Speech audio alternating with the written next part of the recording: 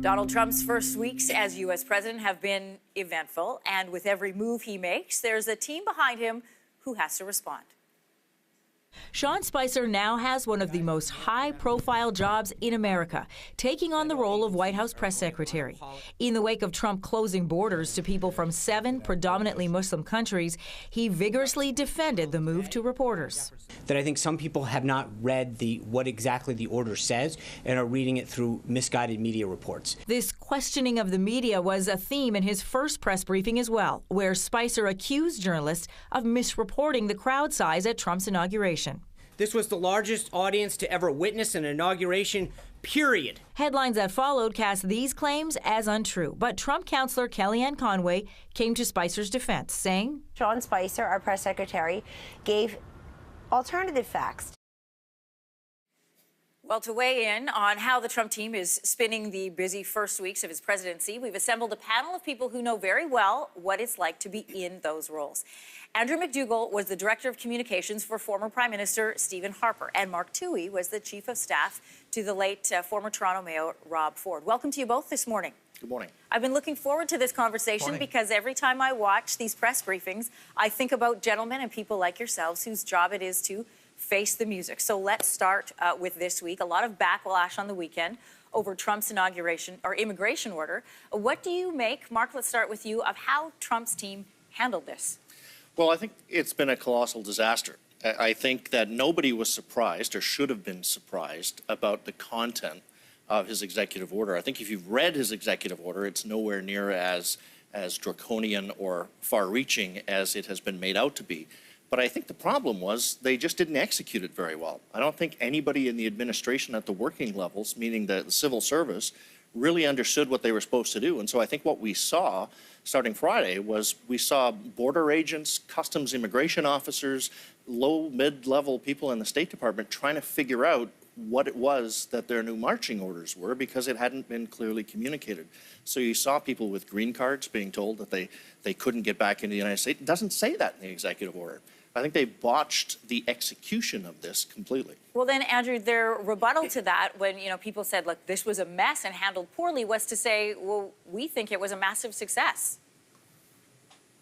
Yeah, I mean, what you'll see is the Trump team constantly claiming that black is white and white is black, and whatever the media is saying is wrong, whatever we're saying is right. So all this confusion that Mark speaks about serves them well. They want to create chaos. They want there to be a lack of trust between the White House and the media, and anybody that can be portrayed as an insider. That helps them politically, and it helps them with the people that elected them, who don't like the media, don't like Washington. And you'll see they also pointed to a fact that a poll was out yesterday saying 57% of Americans agree with the executive order. They think they have the public opinion on their side, and anything they can do to make it seem like us against them helps them.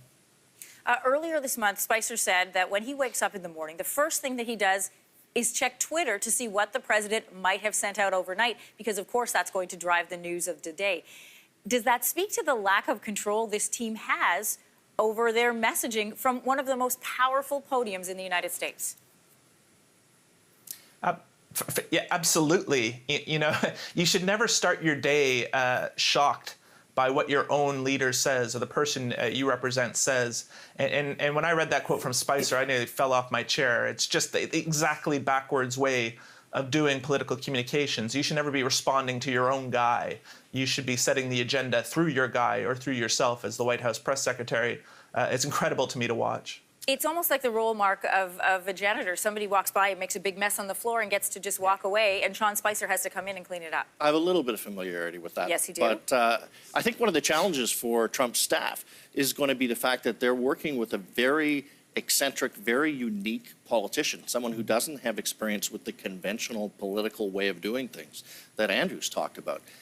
And I think that's why he got elected. People like that. But what they have to do is they have to somehow translate his anachronism, or not anachronism, but his eccentricities into language that will work with the bureaucrats that have to execute it in the first place, but also reach out to the masses, the people that they want to talk to, recognizing that the role of media now is changing. And Andrew's right. A lot of people don't trust mainstream media anymore.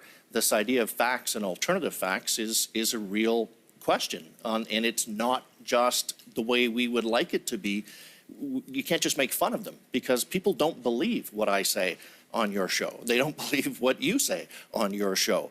They don't believe things anymore. So whether it's a fact or not is kind of irrelevant to the argument when the President of the United States can roll over at 3 o'clock in the morning and tweet something out directly to the masses. The White House press gallery is almost irrelevant. Here's a question I have. Do you think he's actually still tweeting? Are those tweets coming from the President of the United States, or is there somebody behind them? I think they're probably coming from him or somebody who is as close to being him, perhaps Steve Bannon, because they aren't, as Andrew has pointed out, they're not helpful, particularly unless their strategy is to create constant confusion, which it might be, but I'm not sure about that yet.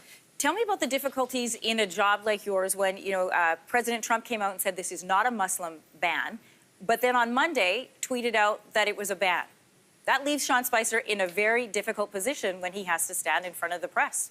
Andrew? An impossible position. And there's one thing I learned in my time is that there's very little you can do to change the person you're working for. You kind of have to roll with the punches. If Stephen Harper didn't particularly like to do media, that was one thing. Donald Trump, as we've all seen, is contradictory. He can be for something on a Monday, against it Monday afternoon, back for it on Tuesday morning. And that makes the job of a political communicator like Sean Spicer impossible. So all you can do is throw your hands up and do the best job you can, but then you look ridiculous, as Spicer has done on countless occasions already. Yesterday saying a 5-year-old in handcuffs, well, you never know, they might be a terrorist. Like, come on. It just speaks to the fact that they don't view things like credibility as important. When I had my job, my credibility was all I had with the media.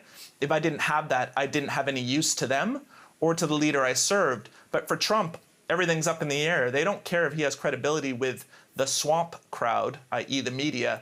They care if he has credibility within the White House and is an effective foot soldier for speaking to the people Mark spoke about, their supporters, in a language that they understand, which is, again, I said, is very much us versus them. So that's his metric of success, Sean Spicer. It's not how you or I or Mark would judge it in standard political communications. It's, can he fight the media to a draw? Andrew, you and Mark are both going to understand this, that we are out of time. That is the lament of live television. I would love to have both of you back because, we're only in week 1. Lots more to talk about, including what you've both brought up, which is this need but disregard for a relationship with the media, the opposition party, as they're now known. All right, Mark Towhey and Andrew MacDougall, thanks so much.